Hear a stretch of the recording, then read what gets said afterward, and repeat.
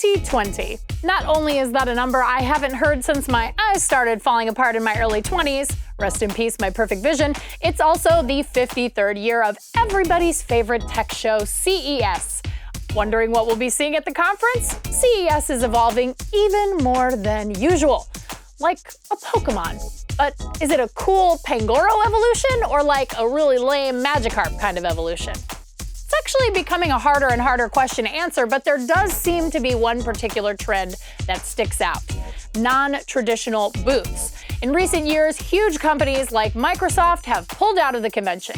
Intel won't even have its traditional massive booth this year. Looking at the keynote schedule, Delta Airlines is making an appearance, fingers crossed for a robot flight attendant, and entertainment companies like NBC Universal and Quibi have keynotes scheduled, likely to discuss their respective streaming platforms, both launching in 2020. Other interesting attendees include John Deere of tractor fame and Impossible Meats.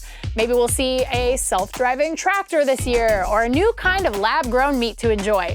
Or maybe they'll join forces and create a self-driving tractor made entirely of meat. Okay, if that was a bridge too far, I will own that.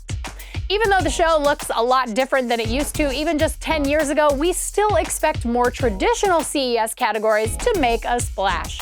There's a rumor LG will show off its transparent OLED TV during their press conference, and if you just upgraded to a 4K TV, well, I'm sorry to say, 8K TVs will start popping up more and more this year.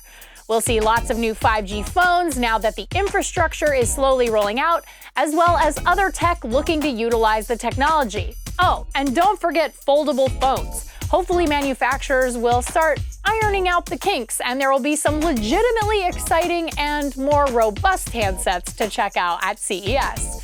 As for smart home, companies will definitely showcase even more practical gadgets for you to use, as well as some wackier ones. For example, Pantry On, a shelf that tracks items as you use them and helps you build a grocery list so you never have to wonder if you're running low or need to get more of something while you're out shopping.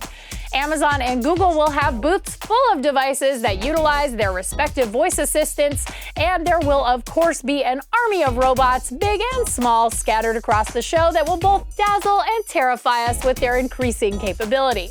Good stuff. Or scary stuff. As always, we'll be on the ground bringing you the best, weirdest, worst, and most exciting technology at the show when our official coverage begins on January 5th, 2020. See you there, fellow nerds. Until then, be good humans.